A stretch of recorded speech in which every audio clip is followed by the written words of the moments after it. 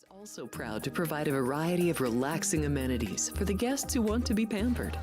Soak up the sun and let your stress melt away in our lagoon-style paradise swimming pool. A relaxing getaway where you can bask in the desert sun and enjoy seasonal food and bar service poolside. And if you really want to escape, come to Spa Costa del Sur. From couple suites to a co-ed wet area, our spa caters to business and leisure travelers who want to unwind and elevate their senses. A visit to one of our spa's steam, sauna, or whirlpool treatment rooms will leave any guest feeling like they can take on the world. Our gaming amenities include over 60 table games and over 2,600 of the most popular slot and video poker machines. We have penny slots, including the popular Buffalo games, and real machines like Wheel of Fortune, Triple Sevens, and Megabucks. If you prefer video poker, try Deuces Wild, Double Double Bonus, or a variety of multi-denomination games. Or try your hand at one of the most popular casino table games in the world, Blackjack. Don't let the game intimidate you. Blackjack, also known as 21, is both easy and fun. And our dealers are always happy to assist. And the best part? Blackjack always pays 3 to 2. Next, check out the roulette tables. Roulette is one of the easiest casino games to learn, and so much fun to play. It's a favorite of both beginners and seasoned players. In addition to blackjack and roulette, our casino pit features over 60 popular table games like Baccarat, Pai-Gow Poker, 3-Card Poker, Ultimate Texas Hold'em, and Mississippi Stud. So get out of your room and come join in the fun.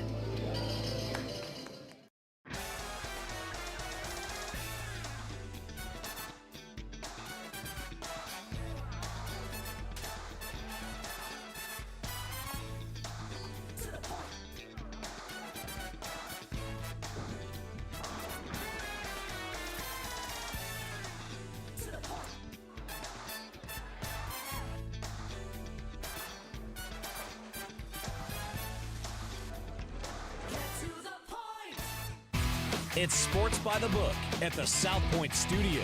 Here's Jeff Parles and Alex White.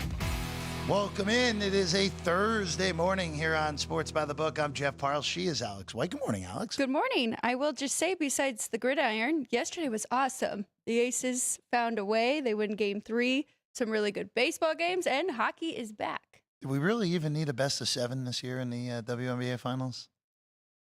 Could be a sweep.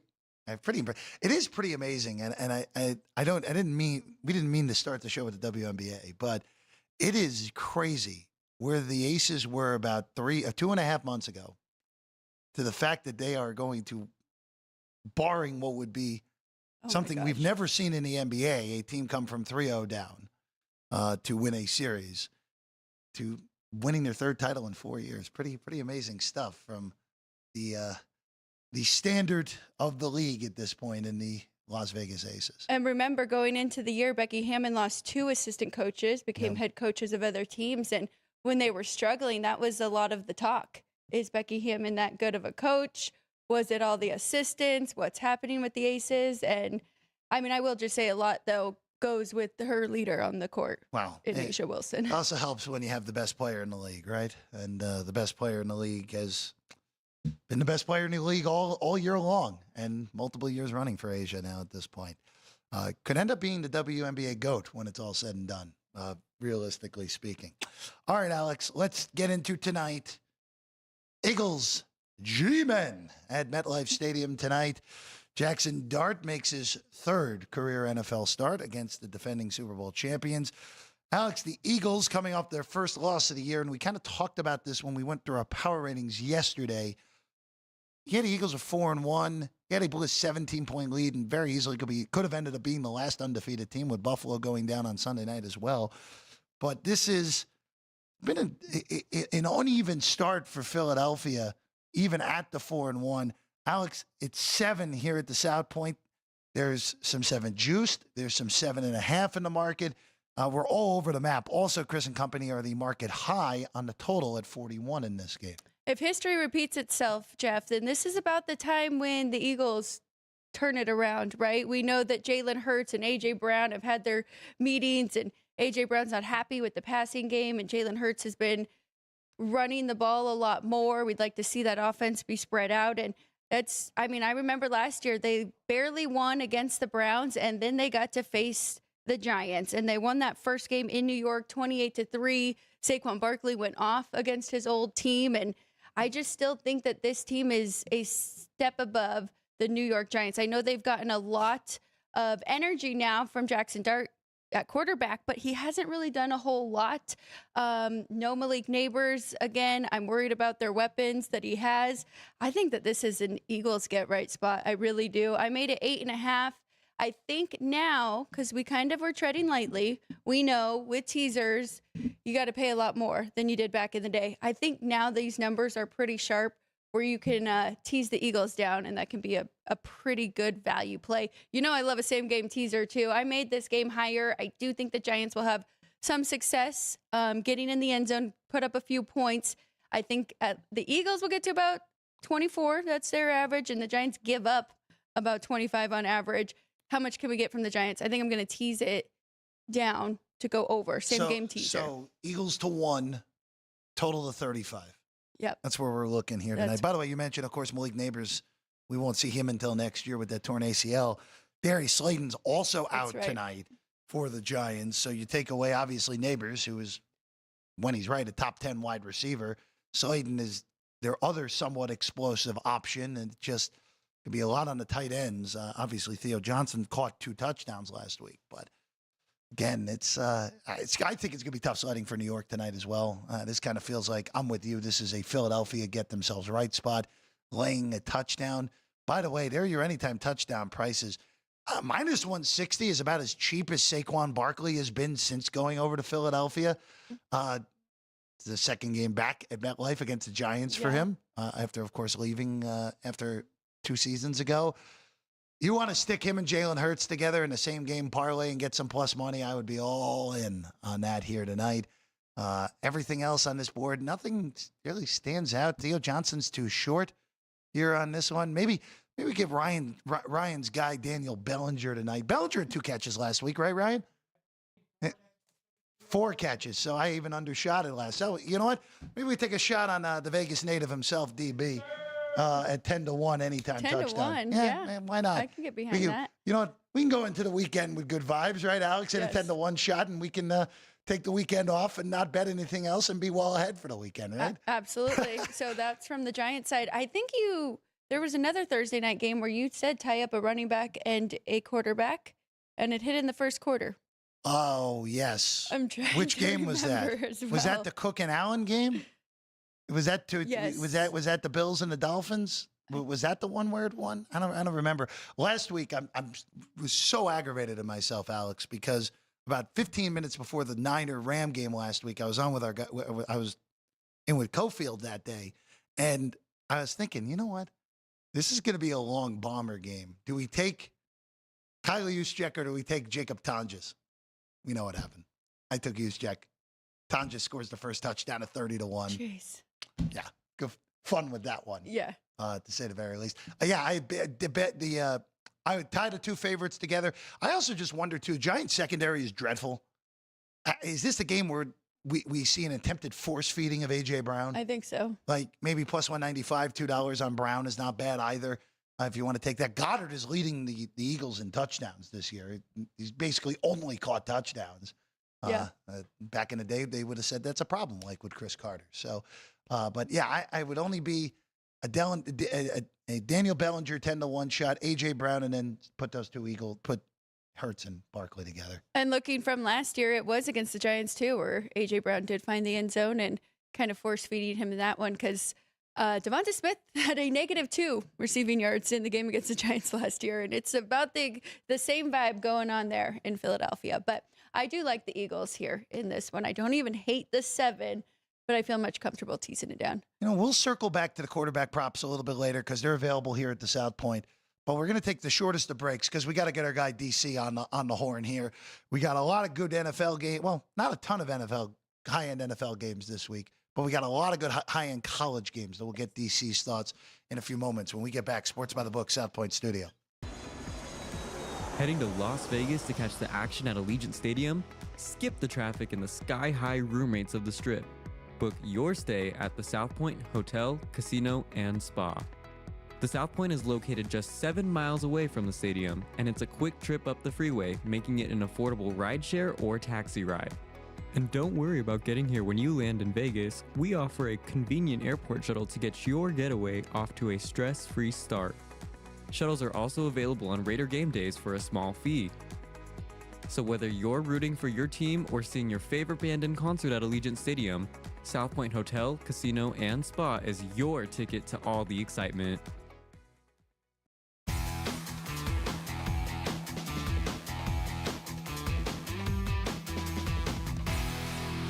Welcome back in Sports by the Book, South Point Studio. Jeff Parles, Alex White, and now joining us, the nicest guy in this city. You see him up in Summerlin, Las Vegas, runs the race and sports book up at the Rampart Casino, of course, adjacent to the JW, up there in lovely Summerlin. Our guy, Dwayne Colucci, joins us on a Thursday morning, as he always does. DC, good morning, my friend.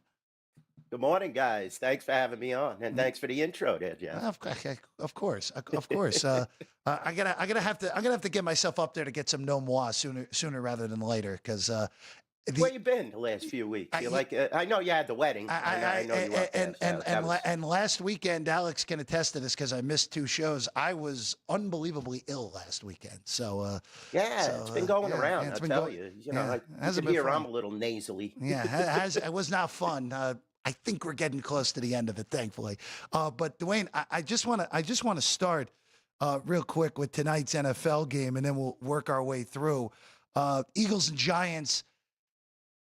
Eagles are 4-1, but it hasn't been overly impressive. Giants, look, they became the first team since the 2016 New York Jets to turn the ball over on 5 straight possessions, which is kind of comical that, of course, it's those 2 teams that are the last 2 teams in the NFL to do that.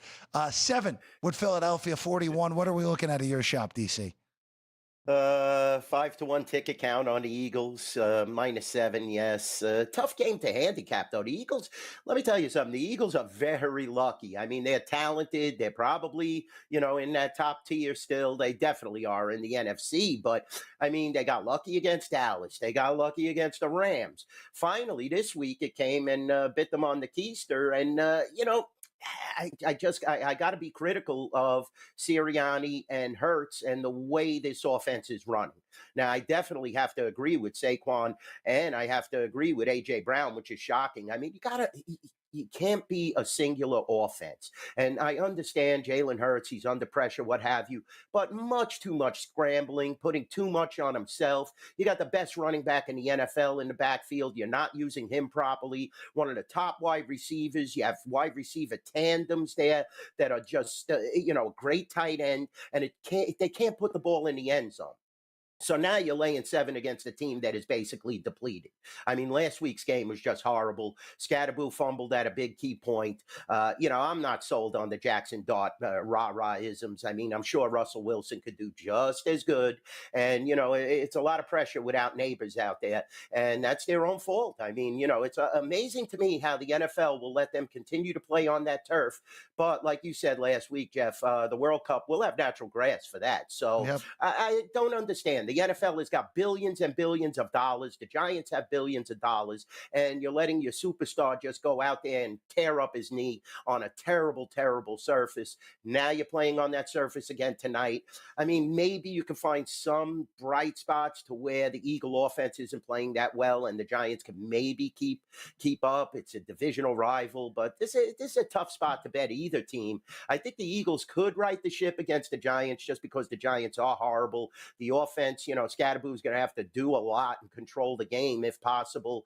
Dart's he's playing again without another wide receiver. I think Slayton's out. So I don't know. I mean, I like the Eagles in this spot. The Eagles want to keep their momentum going, especially with Jaden Daniels back in the picture now. And you saw how much he means to that team. So Washington is definitely hungry. Dallas is playing at a top level offensively. Defensively, not so much. But Dak Prescott is definitely in the MVP conversation if they continue to win games and can maybe even finish 500. Dak is having a phenomenal year without, CD out there. So, it's a focal game for the Eagles. The Giants are just horrible. I guess you have to bet the Eagles, but, I'd be looking at teaser options. I'm not enamored with this game. But like I said, ticket count is 5-1 at the Rampart and South Point, currently at 7-41. Dwayne, I'm going to fast forward all the way to Sunday night's game because I think it is one of the best on the schedule. Kansas City now 3-2 after losing to the Jags, and Detroit's looked really good since that first little stumble against the Packers. Kansas City, the favorite, though, here at 2, total 53. What are you seeing in this one?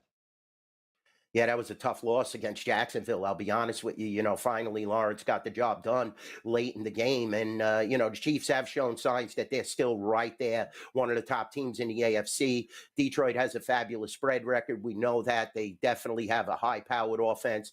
Goff is still unbelievable with Amon St. Brown and those guys. You got a good backfield there. This is a tough matchup. But it's always tough to go into an atmosphere where you're playing on natural grass, cold weather. It's going to be tough. Not that Detroit isn't used to it, but they play in an indoor facility. You saw what happened in similar circumstances against Green Bay.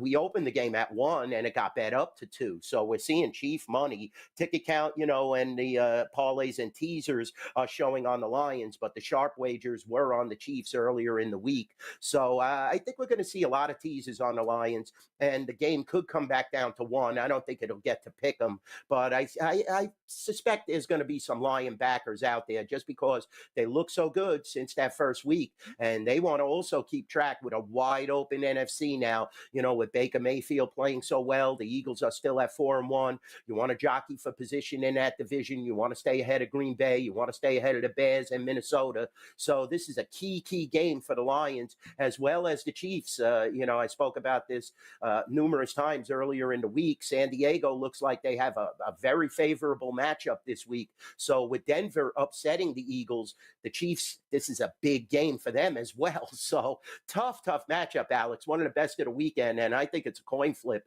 If Mahomes could really get that offense going, the Chiefs definitely have a chance, and it's going to be interesting to see how this game plays out. A great matchup. I'm kind of surprised that Kansas City's actually favored in this game. I know that's kind of crazy for some, but Detroit has been so good over the last few weeks. Both Alex and I have them number 1 now, and we'll see. I don't think, though, I'll be honest with you, as long as Mahomes starts, Jeff, I don't think they've been an underdog at home in the last 3 years. Well, other than week 2 this year, they closed the dog against Philly earlier this year, and that was it. Right? Yeah, that was a close spread. Yeah, that was. Were they a dog against Baltimore too? Yeah, they were a dog against Baltimore, but that was the best bet of the whole year. So I don't remember to close because I was still driving back and forth that one. All right, DC, let's go to Jacksonville because you mentioned the Jags. Finally, signature Trevor Lawrence win for the Jaguars on Monday night. They're 4-1. Them and the Colts are the two big surprises in the AFC. And now Seattle comes a calling. Seahawks lose a gut punch game to Tampa. They lose by 3. Dwayne, this is one of the hardest games of the entire NFL season for me so far. You have a pick, 47.5 on this one. Dwayne, help me out here. What are the bettors doing at your shop?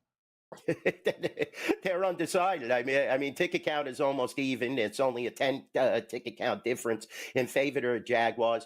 Jaguars are definitely a suspect here, I believe, because, they're coming off one of their most emotional victories in the last how many years. And Lawrence finally got the job done, despite having his center step on his foot, stumbling around like a drunk sailor, and he finds his way into the end zone. I mean, I guess it was a good victory. But, yeah, anytime you keep pace with the Chiefs, it is a good victory. So, I can understandably see why it's Pick'em and the public is undecided.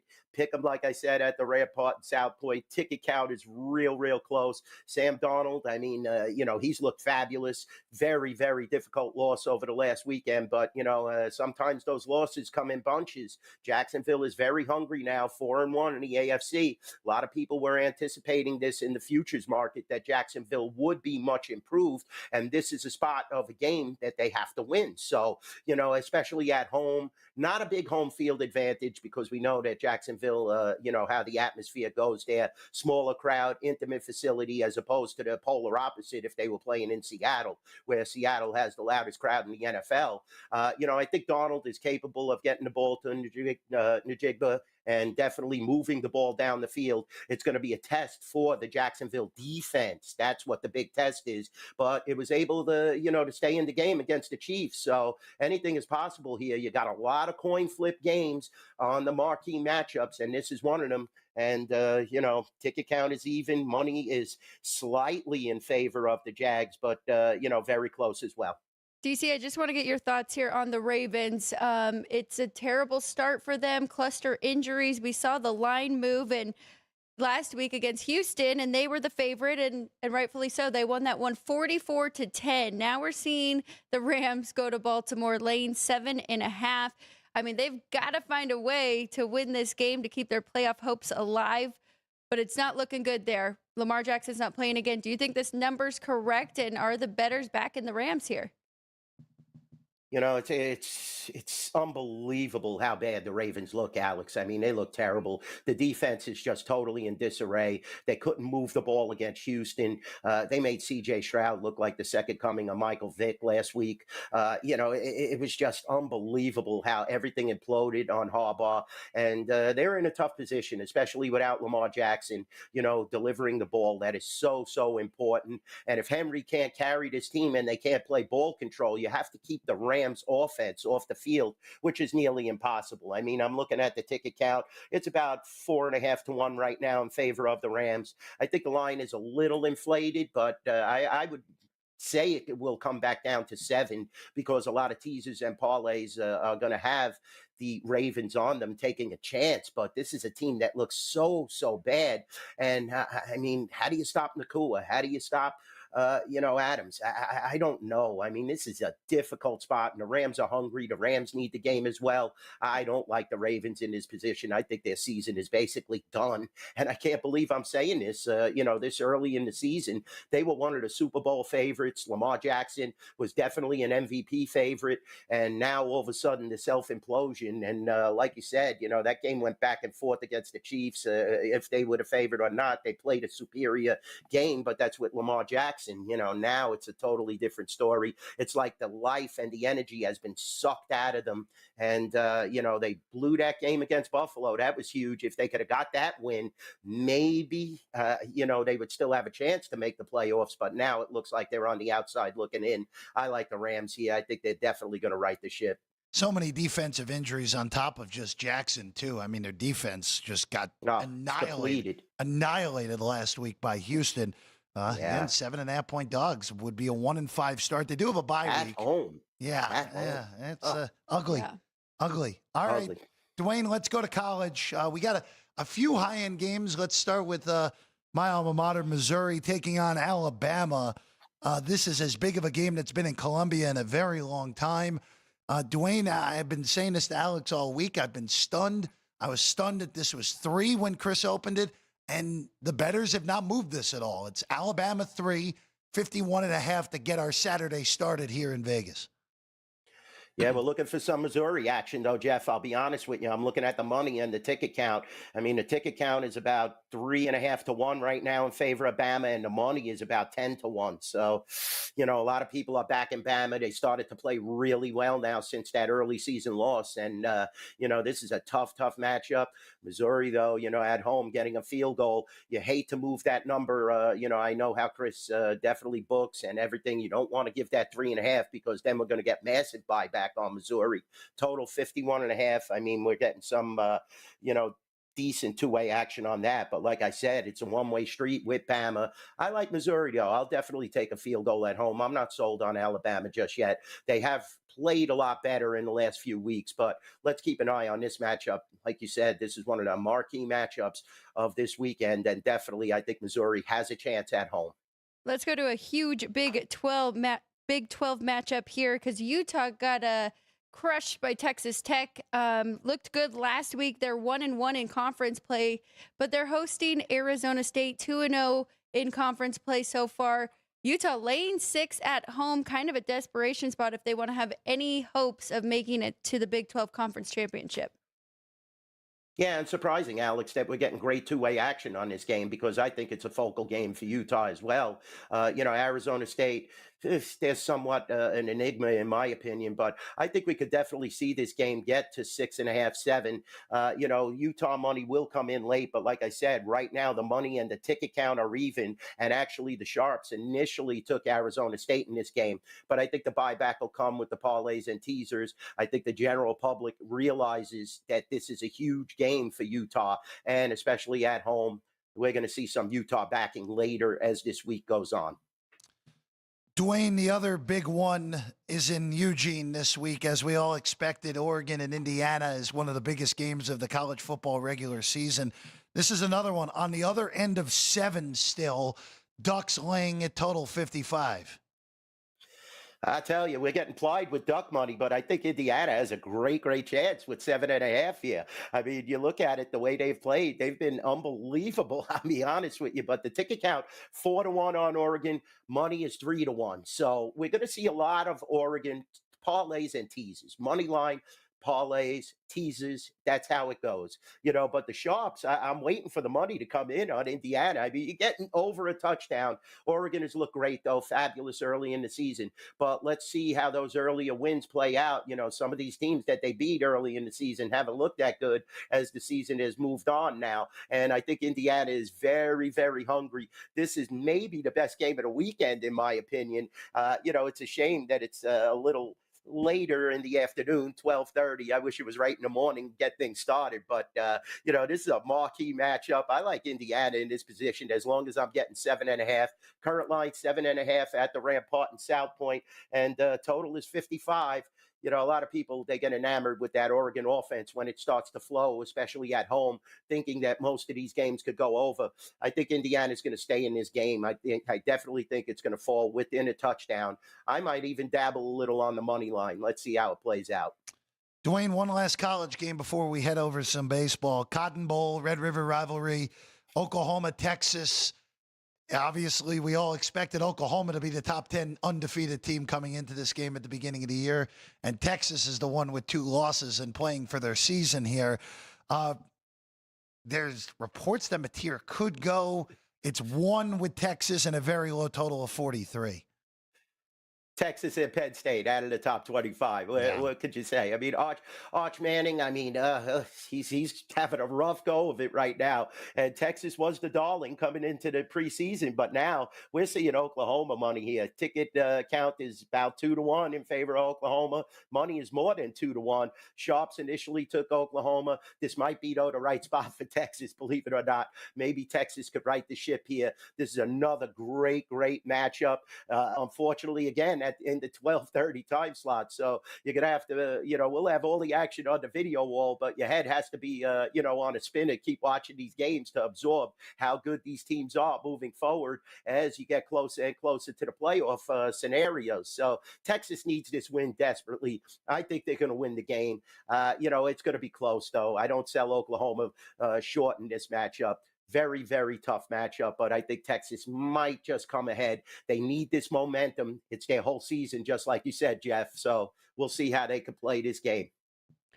Let's go to the 2 NL baseball games that we have today. 3 series still in the division series. Let's start with the Cubbies here. They stole one yesterday, now 2-1 series, so still trying to keep their season alive here. Peralta versus Matthew Boyd is what I'm seeing. Total 7, which the first 2 games in Milwaukee, very high scoring, and then yesterday a lower scoring game again. What are you seeing in this one?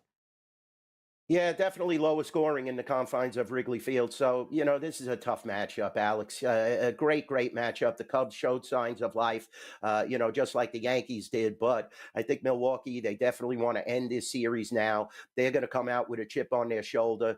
They played so well during the playoffs. When they hit the ball, they are amazing. They definitely need production out of Yelich. This is a tough matchup. You're seeing the team totals are both at 3.5. So, a lot of people are handicapping the game that it's going to be a one-run game. I think that Milwaukee could get ahead in this game early and maintain. I like Milwaukee to end the series, but this is a very, very good series, and this is a very good Cub team. As long as Crow Armstrong starts to show that he could hit, that's another facet that the Cubs have. And as long as the pitching can keep them in the game, you have to keep the ball in the yard. And it's going to be a great, great game. That's why you're seeing only -115 at the Rampart in South Point. Brewers the favorite on the road. Tough matchup. Let's go to L.A. Dodgers blown opportunity that ended last night. Now it's Tyler Glasnow against Christopher Sanchez with the Phillies trying to get this thing back to Philadelphia. -35 on the Dodgers. Total's been bet up a half run from 7.5 to 8.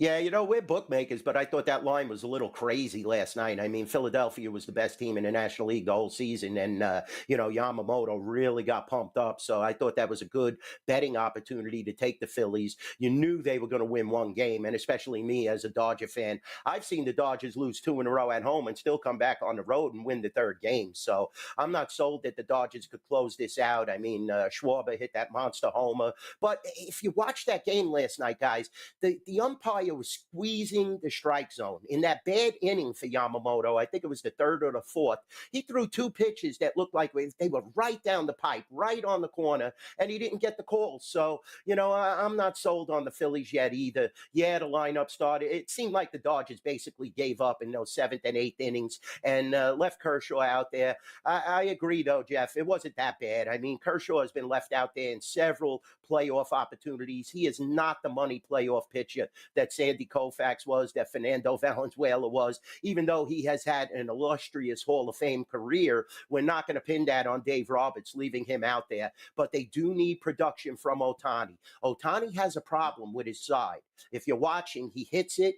He bumps against his side. I know some people can't see me. You're just hearing me. But I think that happened when he pitched in that game, that he pulled something.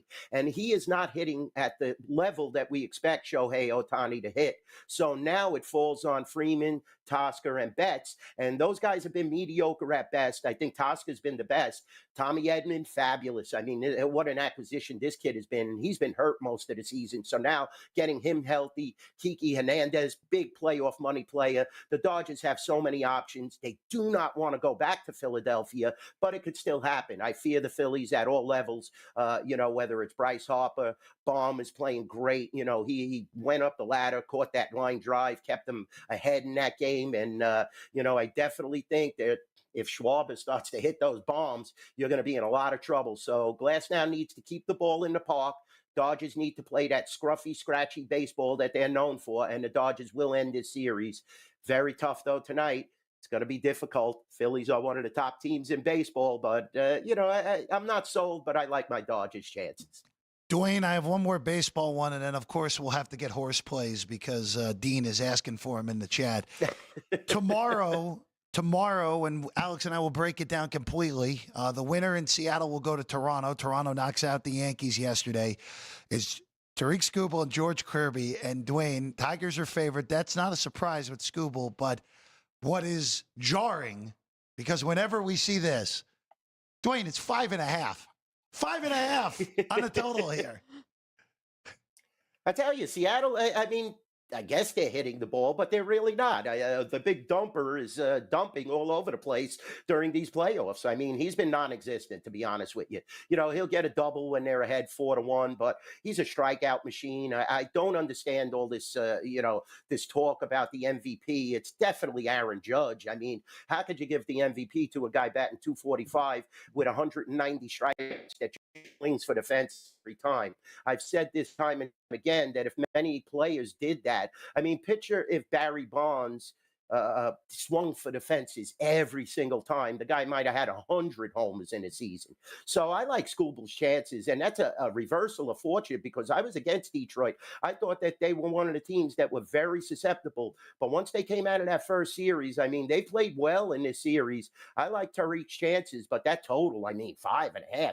And once he comes out of the game, anything is possible. That's a very, very low total, but it's telling you that Seattle is not hitting the ball. Read into the line. Us bookmakers are not silly when it comes to these playoff matchups. We have superior handle, and I think that Scooble could definitely outduel Kirby. And if Detroit's backs start getting going like they did, you could go over this 5.5. So I like Detroit and over in this spot. I'm not sold on Seattle. Rodriguez has been playing very well, Polanco as well, but definitely the dumper needs to hit a few of them bombs for Seattle to move on and continue on against Toronto, who is a hitting machine right now. Vlad is playing at the top of his game, and you could see that they're getting good pitching as well. When you go into Yankee Stadium and win a focal game as easy as they did last night, Toronto is probably the best team in the American League right now, in my opinion, and they're playing at a top level. So Detroit and the Mariners have to elevate their level, in my opinion. And, you won't get Scooble in that next matchup until probably game 2. So if they do advance, so you have to keep your eye on that. A lot of pressure on that lineup in Seattle, though. They got to hit the ball to win. Toronto really impressive right now, and to think that was a bullpen day for them to eliminate the Yankees. That was amazing. Yeah. Dwayne, before we get you out of here, horse picks going into the weekend? Alex, I wanted to give out a horse, but the race just went off at Keeneland. I do have one later in the card, third race. Hold on a second. I have it right here. The 4-horse, Jubilant Joni. Rick Dutrow taking his horse over from Jeff Mullins. Jeff Mullins has had a superior season out west. Now they're shipping this horse to Keeneland. Rick Dutrow, one of the top conditioners in the sport. He suffered a 10-year suspension and has been back now for 2 years. He's starting to build his stables back up. You remember he won the Classic with White Abarrio a couple of years ago. This guy is just one of the top conditioners. And you get Irad Ortiz, the best jockey in the world. You're going to get about a 2-to-1 price on this horse, maybe 5-2. But keep your eye on the tote board. That's coming up in about 25 minutes, as they have just run the second race at Keeneland. And my horse won that I was going to give out to David Jacobson. So I'm sorry, Dean, you just missed it. You know me with David Jacobson. He scratched the horse in the first. I'm going to double up on the one in the second. Sorry, I was a little late on air today, but we'll get him. Don't worry about it. I'm full of winners when it comes to the horses. We'll give you a pass post win on that one, Dwayne. We'll take the blame, not you, on that one. Dwayne Colucci, everyone. Keep your eye on the Knights tonight, guys. Maybe the Golden Knights could bounce back. I mean, that was a catastrophic loss last night.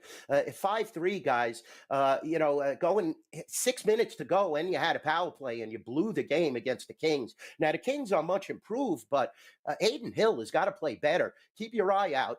Vegas Golden Knights might be going after Carter Hart. You may see him, with the insignia on his chest at the Fortress. So keep your eye on those maneuvers if Aiden Hill doesn't start to play better. And Montreal didn't look too good, my Canadians, last night. I think they're going to step it up tonight. They don't want to start the way they did last year and have to fight till the last game of the season to make the playoffs. You get Jacob Dobich between the pipes, who played fabulous in the preseason. He didn't even give up a goal. So I think Montreal will get back on the winning track tonight. You get them plus 110, maybe even plus 115 against the Detroit Red Wings on the road. Unfortunately, with the Knights, you're going to have to lay that puck line. But against San Jose, they should be able to manhandle them. Jack Eichel, Dorofeyev, they looked great last night. But like I said, the defense and the goaltending has to improve. Probably see Akira Schmidt between the pipes tonight. Be a long hockey season. We'll have a few hockey picks from Alex later in the show as well. Bad night for the two expected front runners out in the Pacific with Edmonton, a Skinner special. Wow, it took one game for that. And then, like Dwayne said, it was 5-3 midway. Go ahead, Dan. There were people picking this guy to win the Vezina. Jeff, like all over social media, Alex, are these people, what are they on? What are these people on when you have guys like Hellebuck, Shesterkin, Ottinger? There are so many better goaltenders, and you're going to put your money on Skinner. I mean, you got to be out of your mind. They're going to be in the Carter Hart probably talk too, but they did extend McDavid. I don't know how much money they have in the cap to manipulate, but Skinner special right away, like you said. Colorado looks like the best team in the West as long as they could stay healthy. I was at that preseason game, and when you have Nichushkin out there and you have McKinnon, Landeskog was really skating good. McCaw's the best defenseman in the NHL. It's between Wedgwood and Blackwood there. The goalie tandem, if they could stay solidified, Colorado's going to be very tough in the Western Conference. I'm with you on that, Dwayne. I like them again tonight. Our guy. Definitely, Alex. And I know you know your hockey. Dwayne Colucci, everyone, Race and Sportsbook Director, NYBookie Dwayne on the tweets. DC, it's always a pleasure, my man. We will catch up with you again soon, all right? Yeah, definitely love you guys. Thanks for having me on the best sports betting and horse racing show in the United States. Sports by the Book. That is DA, not THE. Yes, That is DA, the best. DADEST. Our guy, Dwayne Colucci. All right, when we get back, Alex, we have a few mediocre college football games to talk about tonight, even though Missouri State and Middle Tennessee ended up being fun last night to some. Our thoughts on the baseball. We'll look at the quarterback props as well for the NFL game. When we get back, Sports by the Book, South Point Studio.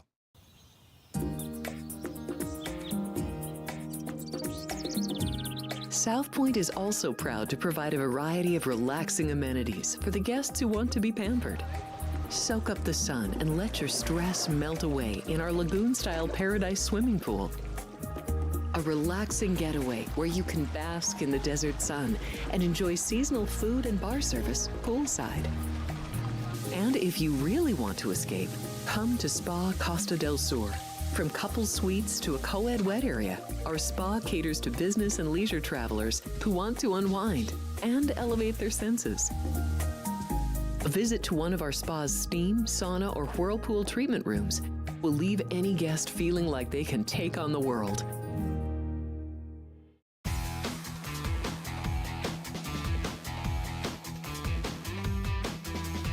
Welcome back in Sports by the Book, South Point Studio. Jeff Parles, Alex White, happy to be with you as always. My computer decided to stop working here, so that's always a good sign, Alex. So I guess we'll go to the college football games here right out of the chute here for tonight, and we'll start in Kennesaw, Georgia. Yeah, there we go. The Owls of Kennesaw State will take on Louisiana Tech and the Bulldogs. Bulldogs have a legitimate shot to win CUSA this year just because this league is just really not any good, and La Tech looks like one of the reasonable teams so far. We're down to 5.5. We saw a lot of 6. Now at 5.5 on the Bulldogs with a total of 46.5, Alex. Kennesaw State, impressive, right? They look much better than they did last year. Of course, Jerry Mack, his first year coaching that team. With that being said, not ready to jump in with the points here. La Tech, one of the best defenses definitely in this conference, and pretty good defense overall, comparing them to all the other FBS teams. So I really like the under. I went under 47. I think you're still good here at 47.5. But looking at La Tech's numbers, I think they're going to be able to slow down this Kennesaw State team. And Kennesaw State, too, not terrible. So La Tech, 17 points allowed per game on average, and Kennesaw State, 25.8. Both of them, 5.1 and 5.8 yards per play. So I like the under. Question marks, I don't really know. La Tech went to Blake Baker at quarterback, even though Trey Kukuk is their starting quarterback. I don't know which one we're going to see today. And then Amari Odom actually won the job there in Kennesaw State, has been playing much better than we saw from Dexter Williams. But I like the defenses as the best units on the team here. All right, up next, Alex, let's go to Georgia Southern. Southern Miss against Georgia Southern here. It'll be 3 on the road for Southern Miss. Much more competent under Coach Huff, who came over from Marshall. Yep. 59.5 here, Alex. Anything we could possibly do here? This is the one over I like, and it's the highest total, if I'm not mistaken. It is. And I like this. I think both offenses are going to find success here. Kind of strength versus weakness. And looking at Southern Miss, Braylon Braxton, quarterback, completing 65% of his passes, 11 touchdowns, 3 INTs on the year. And then Georgia Southern, been a little disappointing. I was on them a lot last year. Bring back the same quarterback in J.C. French, completing 58% of his passes. Had some turnover problems, 4 INTs to his 6 touchdowns, but I think they're going to be able to run the ball against Southern Miss as well. So over 59.5 is the play for me in this one. Up next, Alex, let's go Sam Houston State hosting Jacksonville State. I have no plays on either of those first two. Is this one just makes me laugh because this? Yeah, it's. I know a few sharp bettors, Alex, who are on Sam Houston at 7 in the hook here tonight.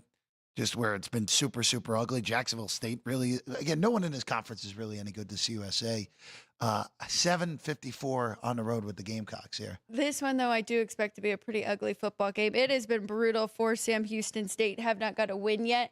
I don't hate that 7 points. I think they will maybe be able to move the ball against Jacksonville State's defense, who has not been good. But Hunter Watson, the quarterback for Sam Houston State, has just been very unreliable, completing 56% of his passes, but he's got 4 INTs, 1 passing touchdown. Now he can also run the ball, so that is where they might find some success. 208 rushing yards, 2 rushing touchdowns. On the other side, Jacksonville State, I do like what they are doing because they are running the ball a lot, 5th most in the country, so they know where their strengths are. Now, with that being said, they're going to try to run out the clock. It's a low total, 54. Maybe points are a premium and you want to take the 7. I had nothing on this game. We'll go to the next one. Common theme here today with these college football games for me, Alex. We're waiting for Maction when we get the good. This is an interesting one games tonight, though. Oh, Maction, Tuesday Maction. There's not many things better than that, as we know. I'm interested in this game. This one's a weird one because I would have expected Tulane to maybe be north of a touchdown in this game. And this number's been pretty well stuck at 6.5 after a little bit of toggling to 7 here at the South Point. 53.5. I kind of like the favorite here. I know that the last time we saw Tulane, of course, Tulane has the 2 wins against the power conference teams, then got blasted by Ole Miss, and then took it to Tulsa the week after that. ECU in their 2 up competition games covered and lost by a touchdown to NC State, and then got blasted by BYU in a game where they really played themselves out of it at the end of the first half. I would lean to the favorite here, Alex. I think this is a wee bit short on Tulane, but if you told me they won this game by 6 and I lose by the hook, I wouldn't be stunned. But it would be a lean to Tulane here, Alex. You are right, though. I really kind of glossed over that. I mean, Tulane has some very impressive wins on their resume with Northwestern and then Duke. I mean, no shame losing to Ole Miss and 45-10. I mean, we weren't expecting it to be a blowout like that, but I think Ole Miss is really good. And then turned it around against Tulsa. On the other side, East Carolina kind of threw us off track with that BYU game. And then when they faced Army, I was really impressed with that game. I know Army's a little down this year, but 28-6 win for them. I thought that was impressive. This is another one where I lean to the under. I haven't jumped on yet because it's moved down. 55.5. I missed that one. 53.5. I made it 49.5. Little bit of value there, but not enough for me to jump in. I do think both defenses will play well here, though. So nothing in that one. I'm excited to watch that one, to be honest. And I do like both quarterbacks. We know Jake Britzlaff comes over from BYU, now at Tulane. Been a much better runner than he has passer so far for this team. And then on the other side, Katon Hauser, been at East Carolina, completing 67% of his passes. 7-to-5 ratio for him, though, to start the year. Yeah, it's only Tulane here in this one for me, Alex. All right, baseball. 2 games today. Also, congratulations to anyone who bet the Toronto Blue Jays in that series. We didn't quite get there, Alex, on our long shot, getting it back to Toronto and then hoping Fried would be a favorite against Gosman. But credit the Jays, who are the only team into the championship series now. Seattle and Detroit will play a Game 5 tomorrow. We'll discuss that on the show, on the early show tomorrow, Alex, at 10 a.m. But we have 2 Game 4s here tonight that we'll get to in a second. Go ahead. Sorry. Do you remember what the number was for the Blue Jays to win that series? They were a dog. Yeah. They were a dog. I think Yankees were minus 150. So yeah, that sounds minus right. plus 130, plus 135, depending on the book. They throw you off because you look at their starting rotation and it looks like they're going to be outmatched. They're mashing right now, yes, offensively speaking. And they'll have home field throughout the American League playoffs. Got a real shot to get to the World Series for the first time since 1993 for the Toronto Blue Jays. All right, we'll go in rotation number order here. We apologize. These are out of order time-wise, but rotation number order here for us. Cubs and Brewers. Cubs finally scored more than 3 runs in a playoff game, and they win 4-3 yesterday. And now we got the Game 1 starters going again on regular rest. Matt Boyd, Freddie Peralta. Peralta's a small favorite here on the road at -115, a total of 7. I'm going to just stay completely off of this. I would lean to the Brewers, even though that circumstance that the Cubs threw Boyd in game 1 I thought was a little bit insane, where short rest, never done it, guy with a bad injury history, and he just gets bombarded. And now, with it looking like you're going to be Freddie Peralta here today, it would be a small lean to Milwaukee, but I'm not confident enough to do that here. Yeah, I don't really have an opinion on the side. I do like under. I think I like under 3.5 though. First 5. With everything you just said, I think Matthew Boyd's going to come out and pitch a lot better. He did give up 6, but just 2 earned runs in that one. And like you said, full rest now, and I definitely trust Freddie Peralta, who has just been very consistent all year long. So I'm going to go under 3.5. I'm hoping the Cubs can pull this off and we can get another game 5. But I mean, I guess you're getting a little value with even money at home here. But I'm not going to jump in. I stayed off of them yesterday for you, Ryan. I will again today. I like that one a lot, too. Let's go to the Phillies and the Dodgers. Christopher Sanchez. Tyler Glasnow makes his first start of this series. We saw him out of the pen in game 1. Dodgers being super cautious with Ohtani here, not throwing him on regular rest here in game 4.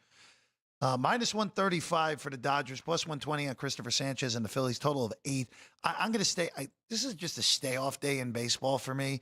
I wouldn't be shocked if the Phillies now forced this back to Philadelphia and then the Dodgers win game 5 and it's sweet road for these two teams in this series.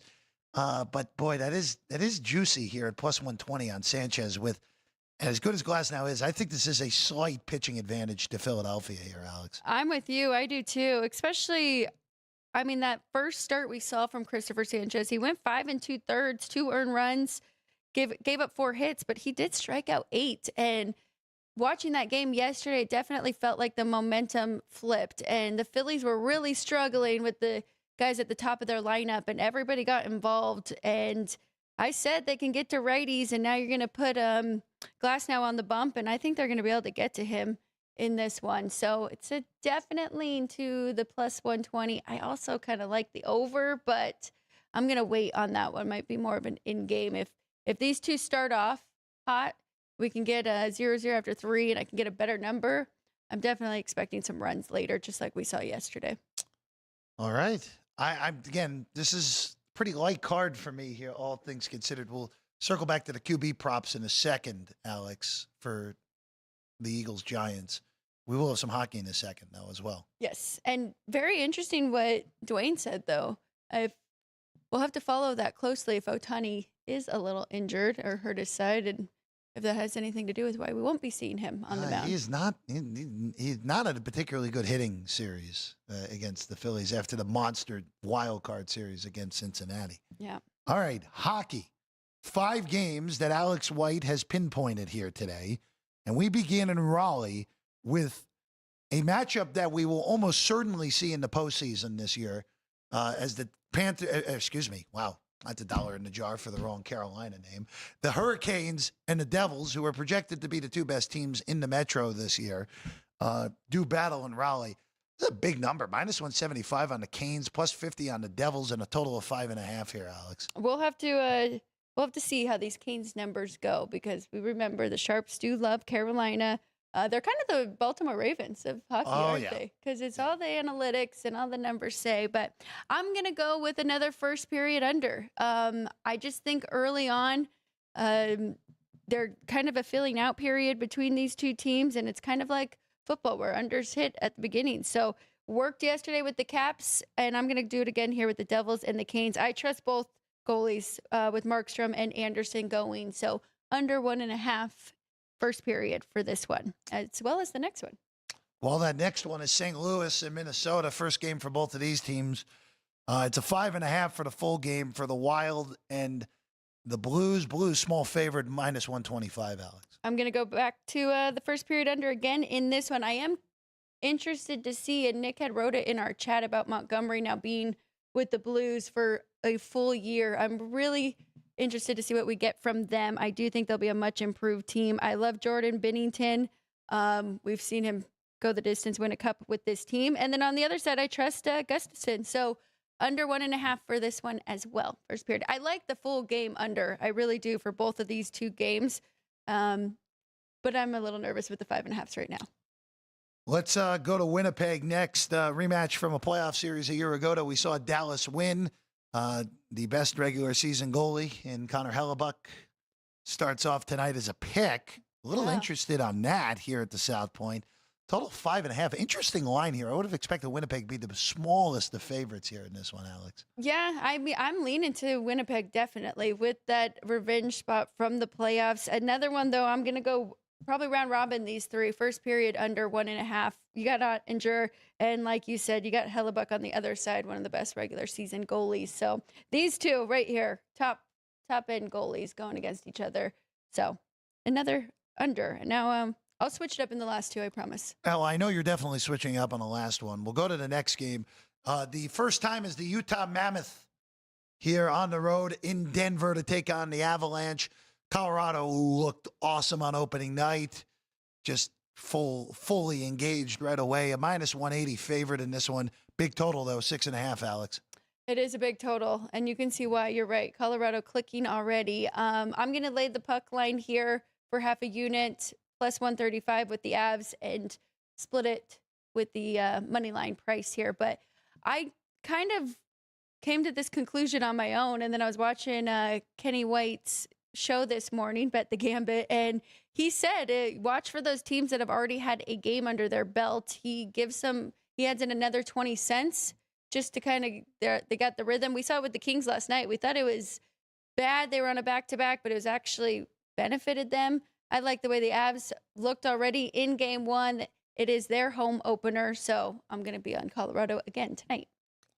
And then the last one up, the Golden Knights, after a 6-5 loss last night in a shootout to the Kings, take the short flight to San Jose to take on, let's say it, most likely one of the three worst teams in the NHL again for the Sharks. 6.5, $2 favorites on the road, VGK, plus 175 on San Jose. So there were some sixes out there. I don't know if there are anymore, but this one, they're all gone. They're all gone. I'm going to go first period over in this one, 1.5, because Vegas kind of started slow again. Kings got 2 in the first period yesterday. I don't think it'll be the Sharks to get the 2. I'm hoping that it's Vegas in that first period, but I think we can get over 1.5. And I think they're going to emphasize getting a faster start in the second game, as they did not yesterday against the Kings. So 3 unders, 1 over, and a puck line with the Avs. Alex, let's circle back to the NFL game real quick for people that may be hopping in late here on the stream. 7 with Philadelphia here against the Giants tonight, a total of 41. We talked about anytime touchdowns earlier in the show. If you look at player props here today, at the South Point on the quarterback end of things, Jalen Hurts, passing yards is only 196.5, which is just kind of shows what the Eagles' offense has been so far. Passing touchdowns at 1.5 for Hurts tonight. Will he throw an interception? Is plus 155 on the yes here tonight, and then 18.5 on those completions. So again, just low numbers for Jalen Hurts here tonight, Alex. What 155? I mean, this Giants defense isn't as good so far to start the year as expected. And it's really the secondary that I worry about. But that is a low passing yards number. I still have no interest to go over. Yeah, you can get 195.5 over DK as well, but low numbers on Hurts tonight. But that's just what this offense has been so far. And then on the rookie side of things, it's even lower for Dart. Okay. At 173.5 here at the South Point. Will Jackson Dart throw a touchdown here at the South Point? You can get yes or over a half at plus 150. Oh, it is. It's backwards? Okay. That makes more sense. Minus 170 on the over. Okay. Plus 150 on the other. That makes more sense to me. I would say that would have been an auto fire on that tonight. I actually kind of like the under now with that plus 150, whatever side it was. Dart at 18.5 on the completions And then to throw a pick, big number, minus 150 on the yes here against Philadelphia's defense, Alex. That one's really no surprise to me. We've already seen him throw a couple picks, 3 touchdowns to 2 picks on the season, if I'm not mistaken.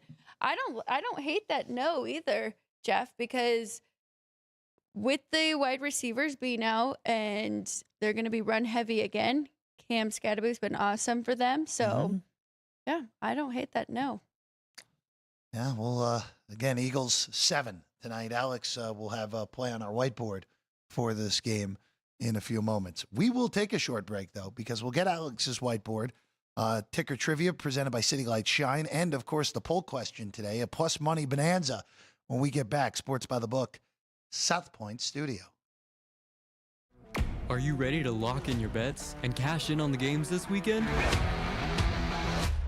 Join Jeff Parles and Alex White. One of my favorite plays here is getting 2 touchdowns with Florida State. Even though the total's been batted down a little bit, I still think it's okay to go under. Chris Andrews and Vinny Magliulo. I don't think this is a great Kansas City team. I think the Chargers win this game. All right. If you see a hook here, it's not going to last long. The wise guys are certainly not going to play the favorites. Every NFL matchup, every college game that matters, the spreads, the stats, and the smart money plays.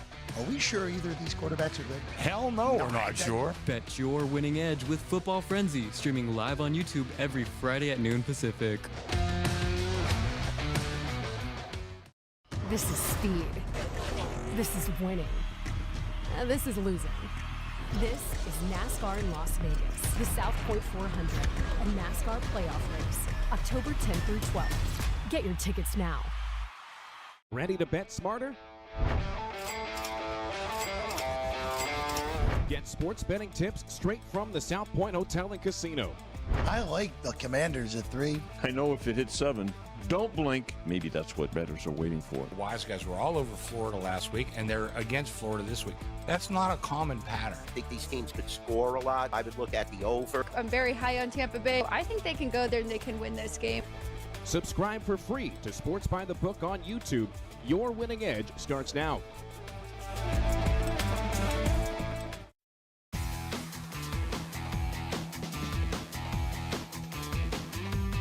Welcome back in Sports by the Book, South Point Studio. Alex's whiteboard is almost fully constructed here today. Of course, South Point 400 weekend here in Vegas.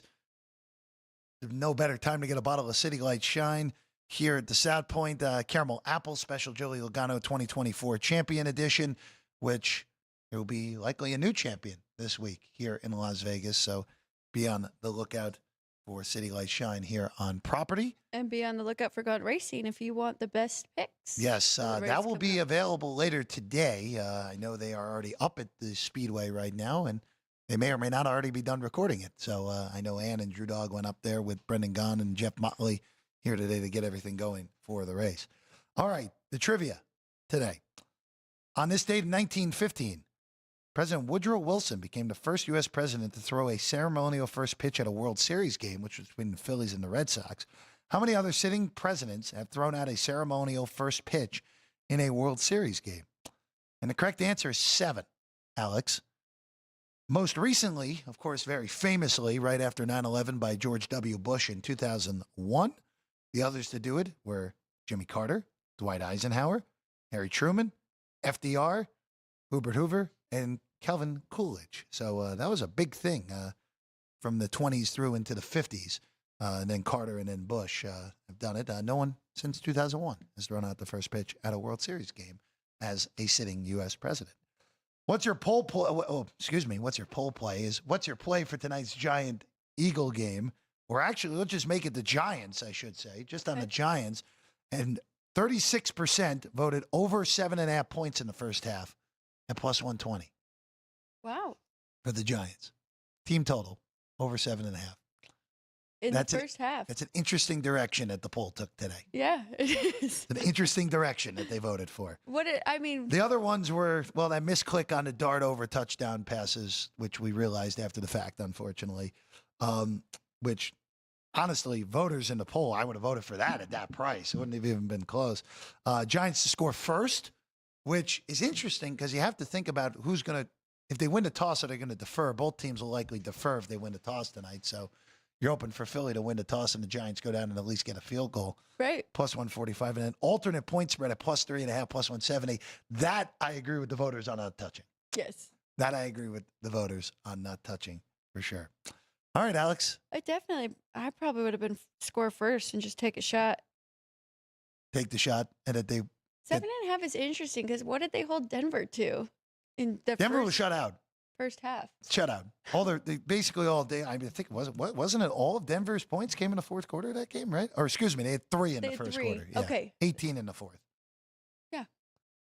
There you go. All right, we'll see. Here we go. Yeah. For my whiteboard, I did leave a couple off, so you'll have to go back in if you're just tuning in for the whiteboard. We had some more plays throughout the show, but this will be in my account. Hopefully, it's a winner with my Lions +8, but I am teasing this game, same game teaser. Lions -1 over 35. Did I say Lions? Eagles -1 over 35. That's going to be a same game teaser, and then I am going to tease together the Eagles -1. You're giving me 8 with the Lions at Kansas City. I can't pass that up. I'll probably be on them at +2 as well.